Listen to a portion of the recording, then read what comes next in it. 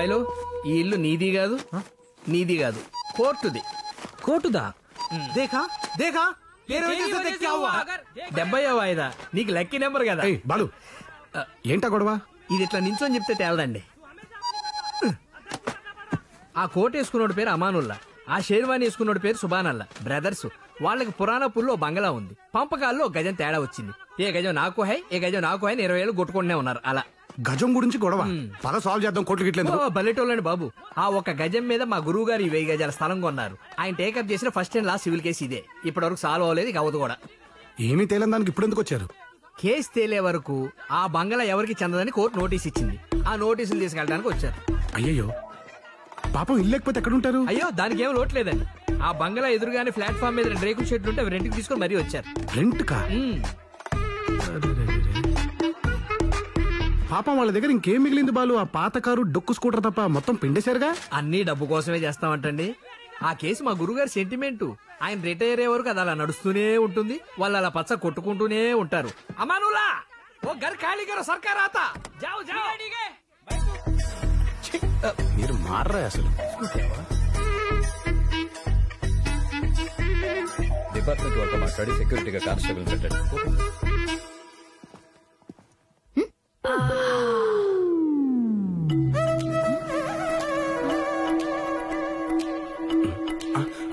అరవింద్ గారు, మీరు విడివిడిగా చూడకండి, కామం కనిపిస్తుంది. అదే కలిపి చూసారనుకోండి, కామన్ గా ఉంటుంది. నేను బయటికెళ్ళాలి. వస్తావా? ఇంకా ఏమైనా క్రాంప్ తీయాలా? తను చిన్నప్పటి నుంచి అంతే రాఘవ. ఎవరన్నాతో మాట్లాడితే చాలు వాళ్ళు లాగేసుకుంటుంది. వెళ్ళవయ్యా బాబు, మళ్ళీ నా ప్రాణం తింటది. వెళ్ళు వెళ్ళు.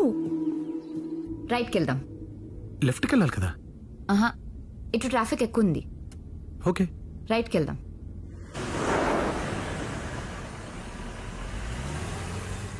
చిన్నయ్య రా.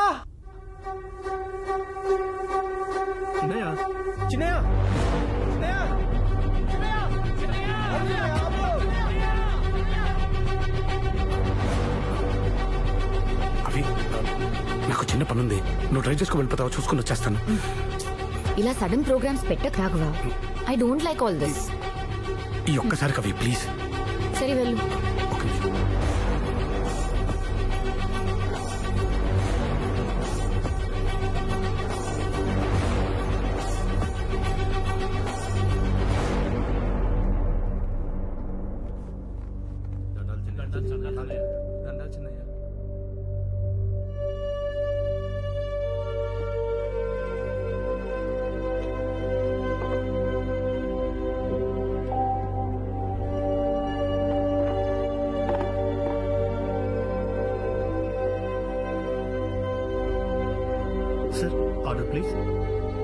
వాళ్ళకు అర్థం కాదు, నాకు ఓపిక లేదు. నువ్వేదో తీసుకురా బ్రదర్. Okay sir. నువ్వు భయపడి ఆడుకో ఉరికినావని ఊర్లో అనుకుంటాడారాపా.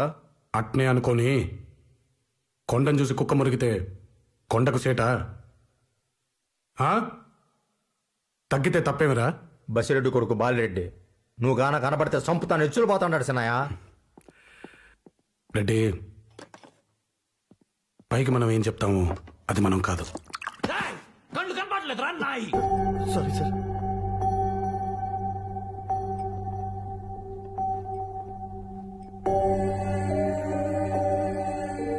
బాలరెడ్డిది కోపం కాదబ్బా, భయం. అది కాదని వాళ్ళ ఊళ్ళోళ్ళకి చెప్పుకోవడానికి నన్ను నరుకుతానంటాడు.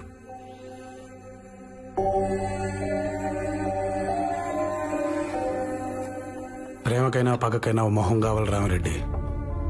అందుకే నా మొహం తప్పించిన శత్రు లేకుండా ఎన్ని దినాలు గాళ్ళు కత్తులు తిప్పేది. మా జేజీ నరకటం నీ లక్షణం రానింది. అవలక్షణం లేక మనమండి కదా, అది మార్చుకుందామనే. పెళ్ళం పిల్లలతో మీరు బ్రతకడం నేర్చుకుంటారనే ఇల్లుని అయ్యలేనమ్మను వదిలేసి వచ్చేసిన. అది అర్థం చేసుకోకుండా చేతులు బిగిస్తే ఎట్ట స్వామి?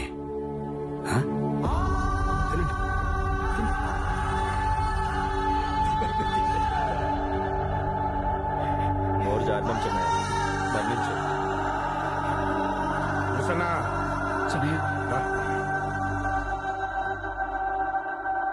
Sorry brother. ప్రతి మనిషి ఓ బాంబూస్ అన్నా ఊరికే పేల్చకండి. లే, ఇక్కడ అంతగా నచ్చినట్లేదు. దారి లేదని తినిపోండి.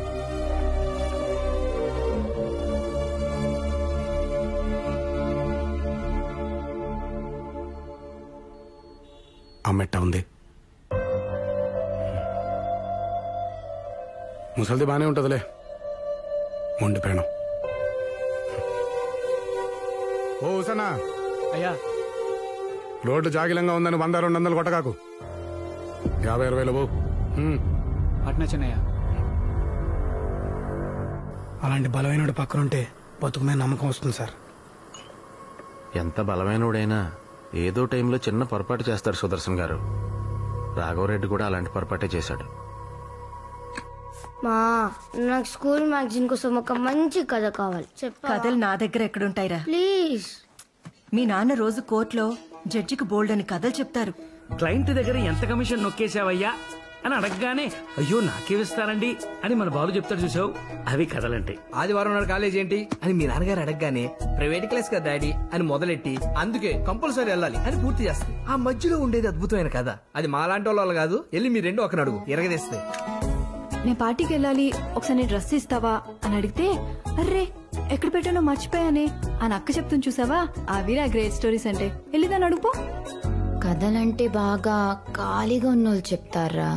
మన ఇంట్లో అంతా గోళ్ళు గిల్లుకుంటూ కూర్చున్న వాళ్ళెవరున్నారు? రాఘవా, మా తమ్ముడికి స్కూల్ మ్యాగజైన్ కోసం కథ కావాలంట. చెప్తావా? నేనా? ప్లీజ్. ఒక క్యూట్ ఫ్యామిలీ. అమ్మ, నాన్న, అక్క, చెల్లి. ఈ అక్క ఒక అబ్బాయిని లవ్ చేసింది. కానీ ఆ అబ్బాయికి చెల్లికి కెమిస్ట్రీ కుదిరేసింది. ఇప్పుడు ఈ చెల్లెలు ఇంకో వేరే ఎవరితోనో ఫిజికల్ గా ఇన్వాల్వ్ అయిపోయింది. రాఘవ, కెమిస్ట్రీ ఫిజిక్స్ లేకుండా కథ చెప్పలేవా?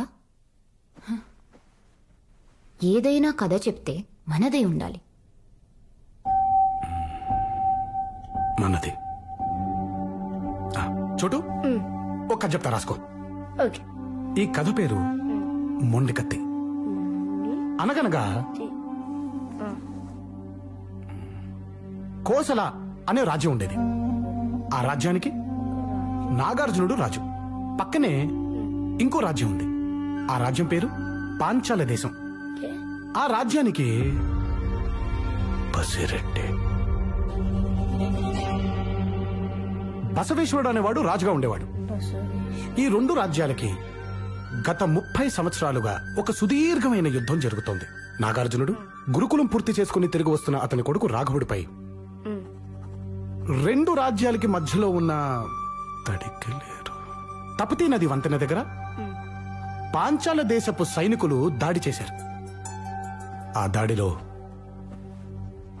రాఘవుడి తండ్రి నాగార్జునుడు మరణించాడు. కానీ రాఘవుడు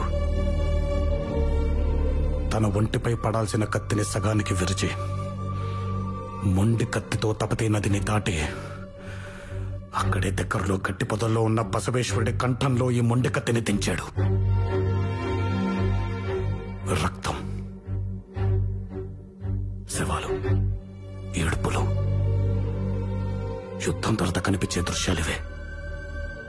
తన తర్వాత తరాలకి దుస్థితి పట్టకూడదని రాఘవుడు పార్టీ పెద్ద అదే తన దేశపు మంత్రితో మాట్లాడి రాజ్యాన్ని కత్తిని వదిలేసి వెళ్ళిపోయాడు. యుద్ధం ఆపాలంటే అవతలి దేశపు మంత్రితో మాట్లాడాలి కదా.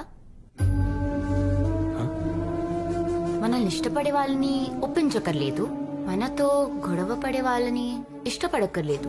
సో ఈ స్టోరీలో హీరో తన వాళ్ళని లవ్ చేయాలి, అవతలి వాళ్ళని కన్విన్స్ చేయాలి.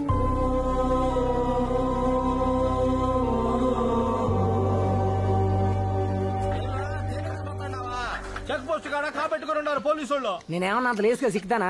అక్కడ కండుగా పెట్టబాలో నాకు మంచిగా తెలుసులే అప్ప.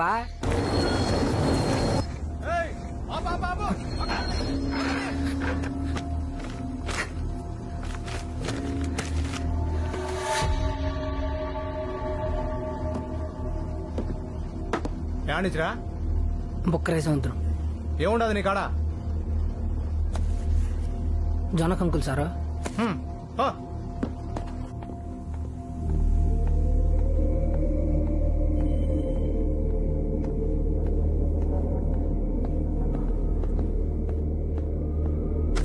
గురుగారు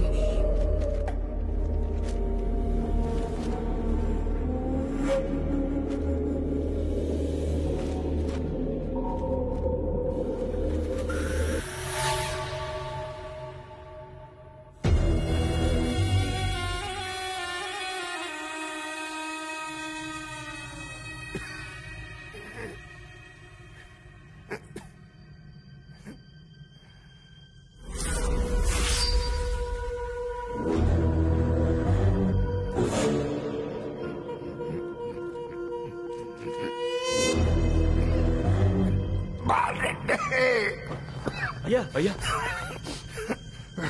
బాలరెడ్డి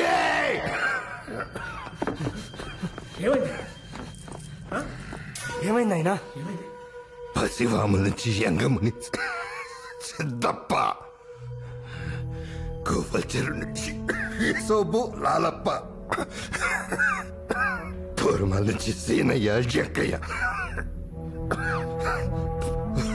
పాండవ నుంచి హుసేన్ పీరావు గౌస్పషర్ రావాలా వీళ్ళంతా ఏంటికి నాయనా నారప్పరెడ్డి కొట్టుకు గొంతు కొచ్చాలా యాడుండాడు నాయనా ఈడు కావాలా ఈడికి మాకు తెలుసు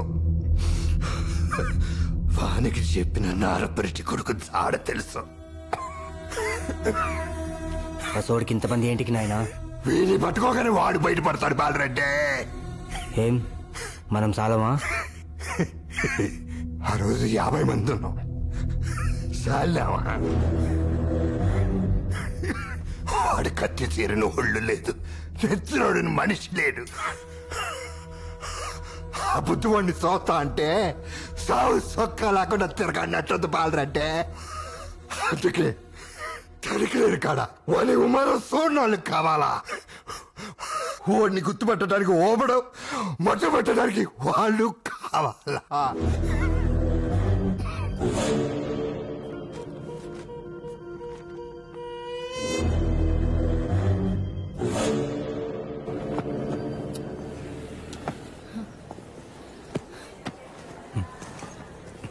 ఆంథ్రోపాలజీ అంటే ఈజీ అనుకున్నా కాదు, ఇది బయాలజీకి బాబు, సైకాలజీకి మొగుడు.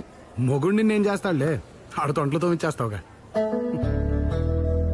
ఈవినింగ్ గుర్తు చేయి, నవ్వుతాను. రాఘవ, నా స్పెషలైజేషన్ ఎథ్నోసెంట్రిక్ స్ట్రగుల్స్.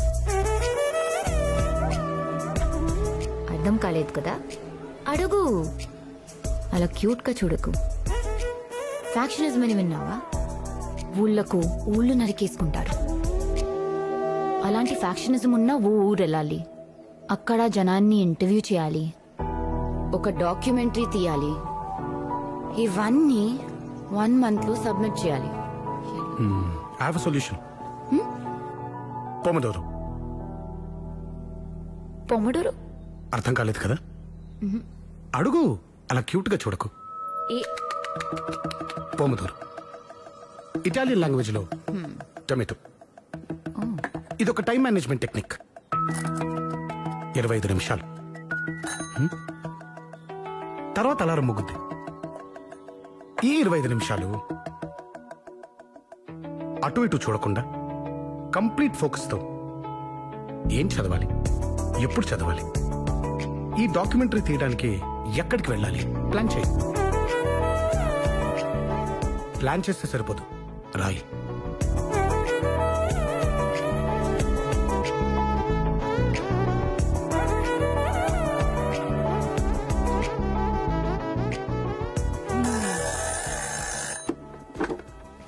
Pomodoro worked. ఏం చదువుకున్నావు నువ్వు? ఆంథ్రోపాలజీ అయితే కాదు. మీ ఫాదర్ మెంటల్ గా చాలా స్ట్రాంగ్ అయి ఉండాలి, నేను చూస్తే అనిపిస్తుంది. యు నో వాట్, మా నాన్నకు సిగ్గు ఎక్కువ. నిజం? ఎప్పుడన్నా మూడొస్తే మా అమ్మ గోరింటాకు పెట్టేవాడు. నెక్స్ట్ బయటికి వెళ్తే ఏం రెడ్డి చేతులు ఎర్రంగా కందినాయని ఎవరైనా అడిగితే లేదు కొరుకారంతో బొవ్వ తినాలే అమ్మే, చేతులు సరిగ్గా కడుక్కోలే అని అబద్ధం చెప్పాడు. ఏంది రెడ్డి మీదే ఊరు? ఈ ఊరు కాదులే అమ్మే. దొంగవి నువ్వు, దొరకవు. కాలేజ్ అయ్యాక మళ్ళీ రేపు కలుద్దాం ఇక్కడే, కానీ ఇలా